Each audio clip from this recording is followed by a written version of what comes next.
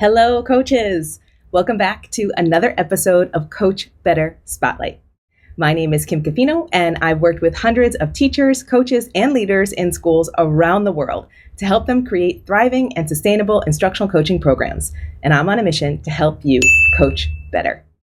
Wherever you are in your coaching journey, we can support you. Come learn with us in one of our courses or private mentoring packages designed specifically for instructional coaches. Join our global Coach Better community, ask any questions you'd like to hear us answer, and find all of our resources for instructional coaches on our website at coachbetter.tv. You can also find us on social media at Eduro Learning or on our Coach Better Facebook group, and subscribe here to our channel on YouTube so you don't miss any of our latest videos. If you're not sure where to start, take our free quiz and get a tailored list of our best coaching resources delivered straight to you and designed specifically for your level of coaching experience. Find it at coachbetter.tv/quiz. Today's spotlight is another in our series of coaching case studies with one of my amazing clients, Kelly Esposito, who is a K-12 instructional coach at Phoenixville School District in Pennsylvania. Kelly is a graduate of the Coach Certificate and Mentorship Program, and I've been working with her and the rest of the coaching team at her school in Pennsylvania for several years. These case study episodes are designed to share the story of a coach and the development of their coaching program and practice in their unique setting. I am so excited to share this episode with Kelly with you because I have seen the growth of the coaching program at PASD since 2020. Kelly and I worked closely together in the Coach Certificate and Mentorship Program, and she has done so many amazing things in her role. In this Spotlight episode, we are focusing on a big aha moment that Kelly had in the coach around equity and math instruction when she was a K-5 math coach. In the full-length episode, we also talk about what coaching looks like in her school setting right now, how her role and the coaching program at PASD has evolved over the years, the success of implementing building thinking classrooms at PASD, how she's refining her practice over this academic year, and what she wished she knew when she first started coaching. To listen to the full-length episode, subscribe to Coach Better wherever you get your podcasts. This episode is a fantastic example of how successful instructional coaches are always intentional about growing their skills and refining their practice over time. If this sounds like you and you are looking to develop your coaching practice and your program this year, make sure to stay tuned to the end of the episode to hear more about how I can support you in the Coach Certificate and Mentorship Program. And you'll hear Kelly talk about what she learned and achieved while she was in the program too. Okay, let's jump into the episode. When you started, you just mentioned that when you came over, you came in as a K-5 math coach. And I know now things are a little bit different. So tell me a little bit about how that transition happened. So during actually transition, because of our conversations that we had while in the coach, luckily I was able to have my district purchase one-on-one coaching with you, which was really a great model for me about like what it means to be a good coach. Like what are some moves that you would make as a coach that helped me kind of learn from your modeling. And so through our conversation, we had lots of talks about the fact that the three other coaches had been K-12 coaches and the fact that the teachers had really elected what they wanted in terms of coaching. They wanted a K-5 coach. And at the 6 through 8 and 9 through 12, they had wanted interventionists for math. They didn't want coaching. But through my conversation with you, we kept talking about like the teachers at K-5 had access to me, right? But the teachers at 6-12 didn't have access. And we started talking a lot about equity with students. And it really made me start coming to like the realization of like, wait a minute, are we providing access for all teachers? So equity had been a lot of work that you and I had done. And just like, we'll get to it. But a lot of my aha moment was about equity. And it really made me start asking you questions and you put questions back on me about my role. Like, is this really the right position for you to provide your district as K through 5? And it made me start coming to the realization of like, maybe it's not, right? If our coaching role, if our coaching program evolves and we get more coaches, maybe there would be space to say, okay, maybe you can go back to K-5 and someone else, or K-6 and someone else is 7-12. But for right now, where we were, it really didn't seem equitable. We weren't giving all teachers and ultimately all students access to me, right? Because my work with teachers is really driving the work with students. And if all students don't have that access, it really didn't seem fair. And I didn't really come to that moment of, aha, I need to switch my role until I was really having that one-on-one conversation with you. So that's really how my role evolved. And then And I that kind of just took it to my supervisor and said, I've been talking with my coach and here's kind of what I'm thinking. What is your take on that? And she's like, oh my gosh, I'm so glad you said that. I've been thinking about that. And she hadn't mentioned it to me yet, but I'm glad that I was the one that initiated it because she had already been thinking about it. And I think had she come to me and said it, sometimes you maybe you think like, do I really want to do it? But being that it kind of was our idea, you and me collectively, being that it was our idea, it felt like a really natural shift. And so I appreciate the fact that like the coaching conversation you had with me drove me to really create more of an equitable opportunity for students and teachers at my district to get math coaching. And I know that has had a huge impact on the whole school. So I definitely want to talk about that. But I do want to ask you, like, what was that aha moment and how did that come about? I know you've talked about it. It happened in our conversations. And I want to give you any other kind of leeway to make sure that you fully share anything about that equitable piece that you want to make sure that you say. Well, it's interesting because, while we all have awareness of equity, I guess I didn't really have the equity piece or the equity lens that I was using in my coaching. It wasn't really, it wasn't purposeful, but I didn't intentionally bring up conversations about equity. The way now that I look back and go, it's almost like me looking back to my first year of teaching, going, oh, if I could just do that all over again, I'd be so much better, right? So now I look at that and go, like, I can't even picture a conversation in coaching without having an equity lens. So I look back at that first year and I'm just like, how did I ever do that, right? But I'm glad.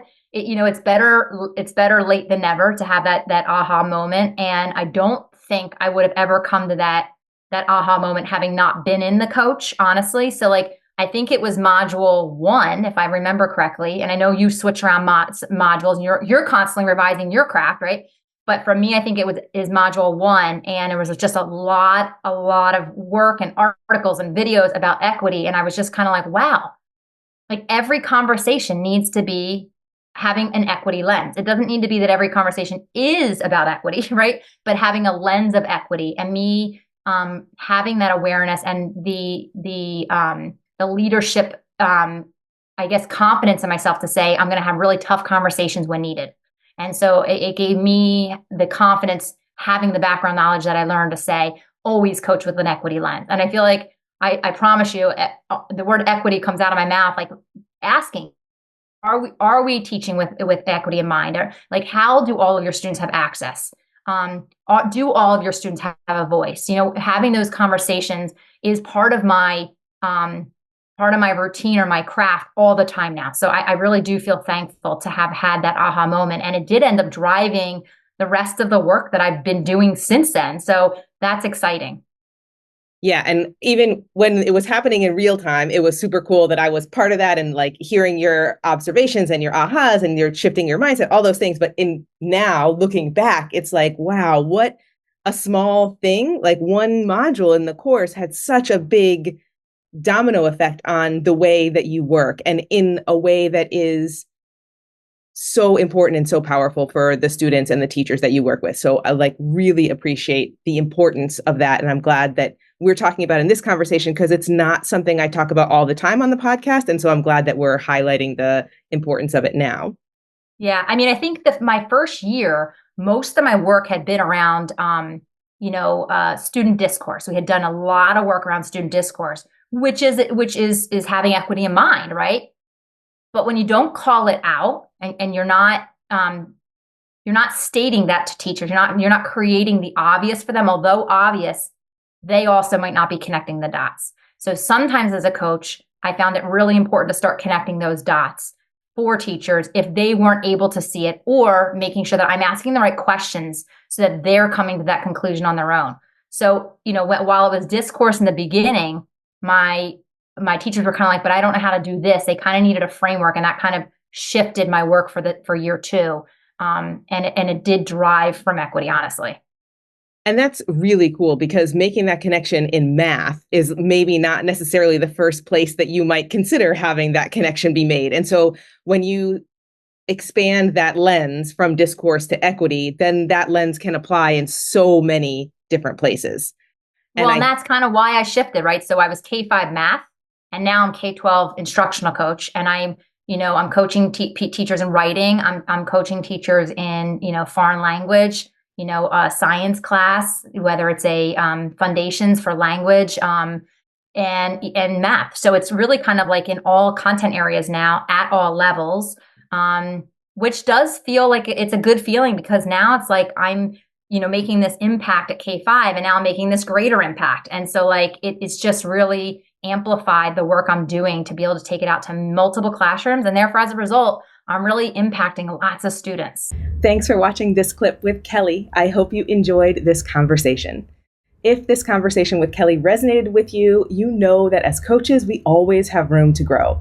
We are always developing our skills and refining our practice based on our work with our coaching partners and the changes in our school context and needs. If you are a reflective practitioner always looking to grow, and you enjoyed hearing about Kelly's growth and development in this episode, you will love the Coach Certificate and Mentorship Program. That's because inside the program, we work through the Thrive model for sustainable instructional coaching. So you are focused on building a coaching culture within your school while you're developing your coaching practice as an individual coach. We use the 3 phases of the Thrive model: clarity, consistency, and community, to help you reflect on your practice and program from both a macro lens, looking at your whole school coaching program, and a micro lens, looking at your coaching practice, with a systems view to ensure you're building sustainability in from the start. To dig deeper into the Thrive model, make sure to download the coaching program evaluation and watch the workshop. You'll get a deeper understanding of the model and be able to evaluate your coaching program and practice to see where you or your program has opportunities for growth. Find all of our free resources, including the evaluation and the workshop, at edurolearning.com/thrive. And if you realize you need support as you're going through this process, come join us in the next cohort of the Coach Certificate and Mentorship Program. That's the course that Kelly is talking about in this episode.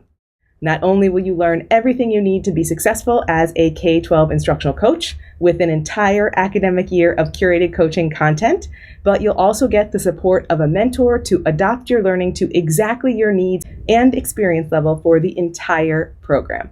This program is truly personalized because we know you're coming to the coach with your own experience and expertise and your own needs in your unique school setting.